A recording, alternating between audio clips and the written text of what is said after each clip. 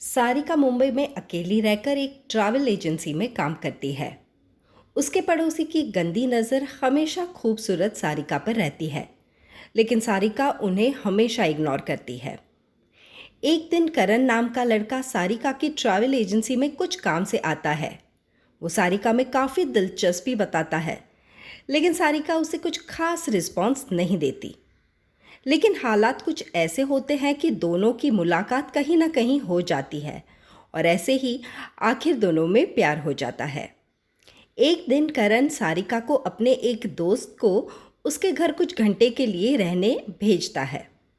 सारिका करण के दोस्त को अपने घर अच्छे से वेलकम करती है, लेकिन ये दोस्त सारिका को थोड़ा अजीब सा लगता है। करण का ये दोस्त अपनी सूटकेस वहाँ छोड़कर कहीं चला जाता है और तभी सारिका को पता चलता है कि करण का ये दोस्त एक वांटेड क्रिमिनल था और ये पुलिस एनकाउंटर में मारा गया है। सारिका सहम जाती है और वो करण को फ़ोन करती है। तब करण बताता है कि सारिका उसके दोस्त के सूटकेस को कहीं भी छोड़ आए।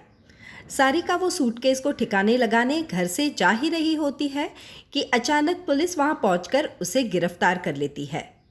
सारिका को जेल में डाला जाता है। सारिका को मिलने चुपके से करण जेल में आता है, तब बताता है कि सारिका उनके वकील से बात कर ले, लेकिन इन्वेस्टिगेशन के दौरान कहीं भी करण का नाम नहीं आना चाहिए, वरना उसका करियर बर्बाद हो जाएगा। वकील सारिका को समझाता है कि वो अपना गुनाह कबूल कर ले, क्योंकि सारिका का पास्ट रिकॉर्ड बिल्कुल साफ है, इसलिए जज साहब उसे वार्निंग देकर छोड़ देंगे। सारिका वकील की बात मानकर कोर्ट में अपना गुनाह कबूल कर लेती है कि उसका अंडरवर्ल्ड से कनेक्शन है। जज साहब सारिका को 7 साल की सज़ा सुनाते हैं। तब सारिका को एहसास होता है कि करण और उसके वकील ने उसे धोखा दिया है। करण अंडरवर्ल्ड के लिए काम करता है और उसने अपनी जान बचाने सारिका को फंसाया था। मिडिल क्लास सारिका के माँ बाप के लिए ये सदमा बर्दाश्त करना इजी नहीं था। वहीं सारिका भी जेल में रहकर जेल के अन्य कैदियों द्वारा की गई हिंसा का शिकार बनती है, लेकिन वहीं जेल में वो अपनी रक्षा कैसे करनी है वो भी सीख जाती है। अब सारिका पहले जैसी मासूम ना रहकर बिल्कुल बदल जाती है।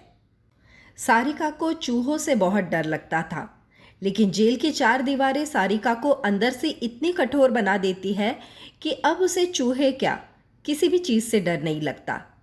जेल में सारिका की मुलाकात प्रमिला से होती है, जो एक दिन जेल में आग लगाकर सारी गड़बड़ी के बीच सारिका को जेल से भगाने में उसकी मदद करती है। करण को अपने वकील द्वारा सारिका के जेल से भागने की बात पता चलती है, लेकिन वो उस चीज़ पर कुछ खास ध्यान नहीं देता। सारिका के जेल से भागने के बाद एसीपी मालती वैद उसे ढूंढने निकलती है। अपने आप को सबसे बचते बचाते सारिका वकील के घर पहुंच जाती है और सबसे पहले वो वकील की हत्या कर देती है। सारिका को पता चलता है कि करण एक गैंगस्टर के लिए काम कर रहा है, जिसकी आड़ में वो बहुत सारे इल्लीगल काम करता है और करण दिल्ली में है। सारिका दिल्ली जाती है, जहां वो करण को उसकी गर्लफ्रेंड के साथ देखती है। वो करण के होटल में बिल्कुल उसके सामने का कमरा लेकर उस पर निगरानी रखती है। सारिका प्रीपेड फ़ोन से अपनी माँ को फ़ोन लगाती है, तब एसीपी मालती उसे ट्रैक कर लेती है। दूसरी तरफ करण को गैंगस्टर संजीव के आदमी नाइट क्लब से उठाकर उसके घर ले जाते हैं। करण संजीव से अकेले में मिलता है, तब संजीव करण को जल्द से जल्द उसके पैसे चुकाने कहता है। पैसे ना मिलने पर वो करण को जान से मारने की धमकी भी देता है और ये सारी बात सारिका छुपके से देख लेती है। करण जब संजीव के कमरे से चला जाता है, तब सारिका संजीव का खून कर देती है और वहाँ जो भी सारे पैसे रखे थे वो लेकर वो भाग जाती है।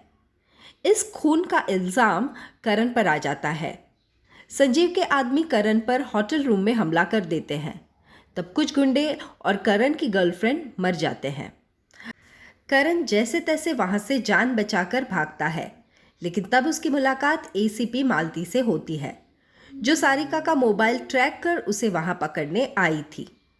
करण वहां से भाग खड़ा होता है और उसकी मुलाकात एक मॉल में सारिका से होती है। सारिका करण को अपने घर ले जाती है और खूब अच्छे से उसका ख्याल रखती है। संजीव के मरने के बाद करण के पीछे पैसों के लिए बिलाल के गुंडे लगे हैं। बिलाल संजीव का ही पार्टनर होता है।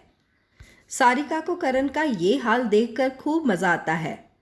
करण सारिका के साथ मिलकर बिलाल के घर जाता है, बिलाल को बताने कि उसने संजीव का खून नहीं किया और पैसे भी उसके पास नहीं है। इसी दौरान बिलाल के आदमी करण पर हमला कर देते हैं और इसी हमले में बिलाल की जान चली जाती है।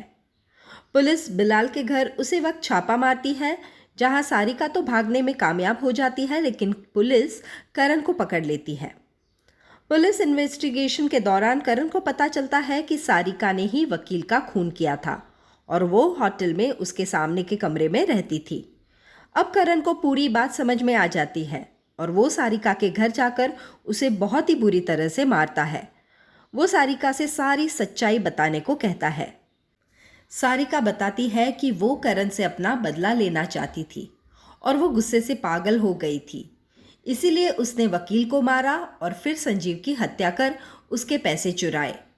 करण सारिका को यही सारी बात संजीव के बड़े भाई नंदा से कहने के लिए उनके घर लेकर जाता है, लेकिन नंदा के सामने सारिका अपनी पूरी बात से पलट जाती है और वो कहती है कि संजीव का खून करण ने ही किया है और पैसे भी उसी के पास है। नंदा के आदमी करण पर हमला कर देते हैं, लेकिन वहीं पुलिस भी आ जाती है। इसी दौरान सारिका वहां से भाग जाती है।